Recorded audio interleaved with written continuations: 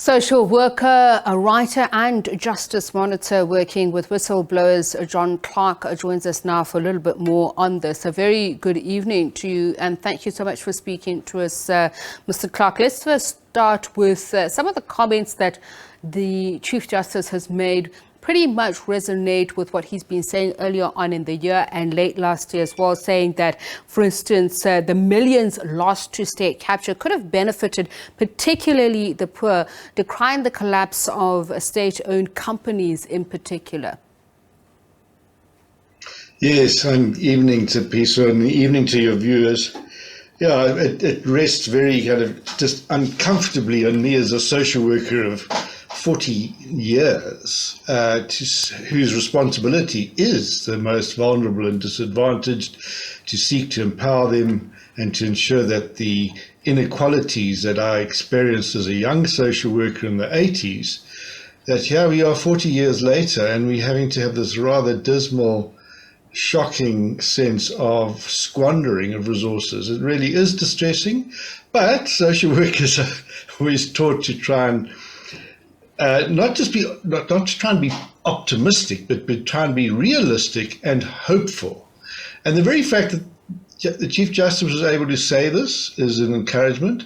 And I've just spent 3 days at the conference on the Constitution, hosted by the Department of Justice and Constitutional Development. And the sentiments and concerns that were expressed at that conference over the last 3 days echo so much of what the Chief Justice says. So he isn't alone, even though he might sometimes feel he is the only person that seems to see what's happening. And we do have a Bill of Rights, which does, in fact, encourage and empower and, in fact, obligate ordinary citizens to actually hold government accountable. And that's what we're doing, and we can do it. And I'm really beginning to feel like finally we're going to get on top of things now.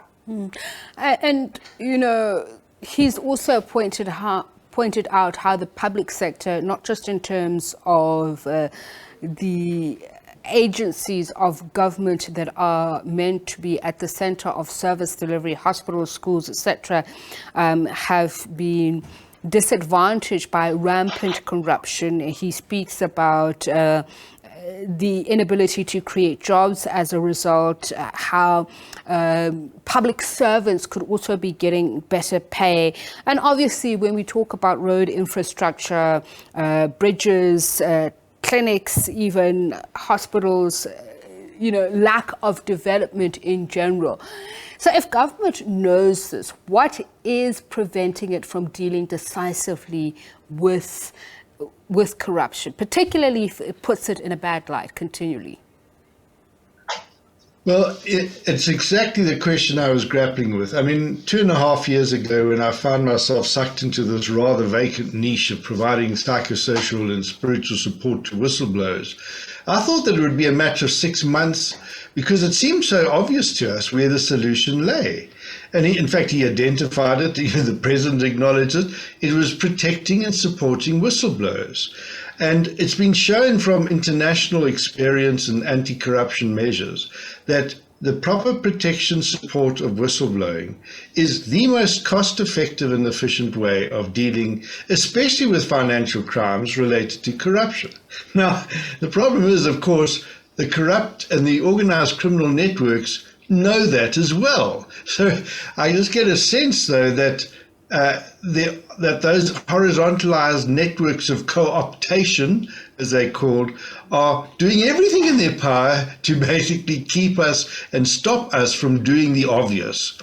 But at the same time, I keep getting people who are whistleblowers coming to me, asking me, seeking for guidance of how they can bring to light, because they see the distress of what's happening. And notwithstanding the fact that people are getting killed and assassinated, they're still coming because they are determined not to let this country be stolen any further. So in that sense, I really do think that the key issue, however, is citizens can organize themselves to fill in potholes and put solar panels on their roofs and dig boreholes.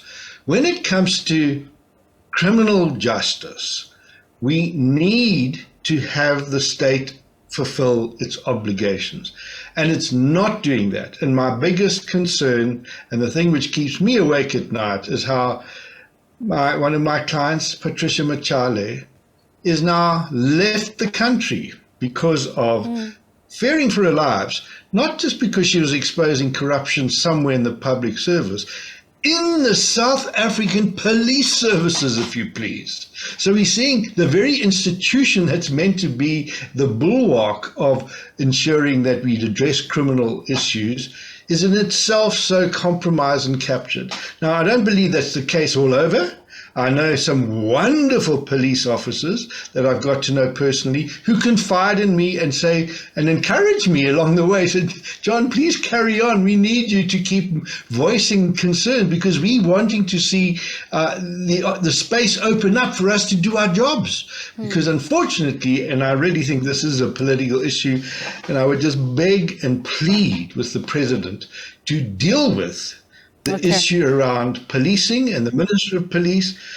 Just see that he spends a lot of time going around taking response and getting involved where he should be dealing with things at just one step removed and allow the police to do their job. Because we are going to run out of time and I need to talk about this. You're absolutely right. The President spoke about the need for legislation to protect whistleblowers, but it seems that it's not just whistleblowers. People going about doing their ordinary work to tackle corruption, as we saw over the weekend, the killing of Clarke and Thomas Murray, who were in the business of wrapping up some liquidation process and some fraud and corruption case.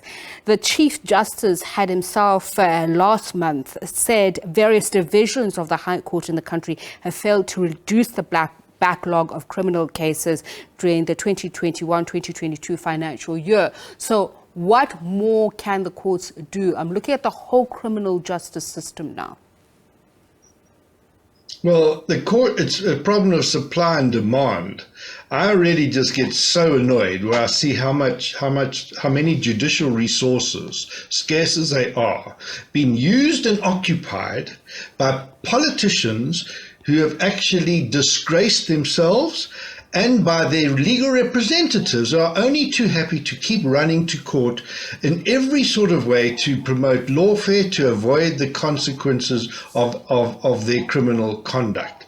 Now, I don't want to jump to conclusions as to about, whether the former president is guilty or not. That's a judgment the court must actually come to. But the very fact that he keeps trying by all means to actually delay that day of reckoning speaks for itself. And I think that there's a concern that I have that we have got to start seeing magistrates' courts also recognized and supported and empowered. We've got to see a change in the Judicial Services Commission to make sure that there's better appointments of judges. And I would want to put in a case to say they need to get rid of the politicians on the JSC and have a couple of other stakeholders in it, such as social workers who have an important role to play in the courts when it comes to sentencing and probation officers.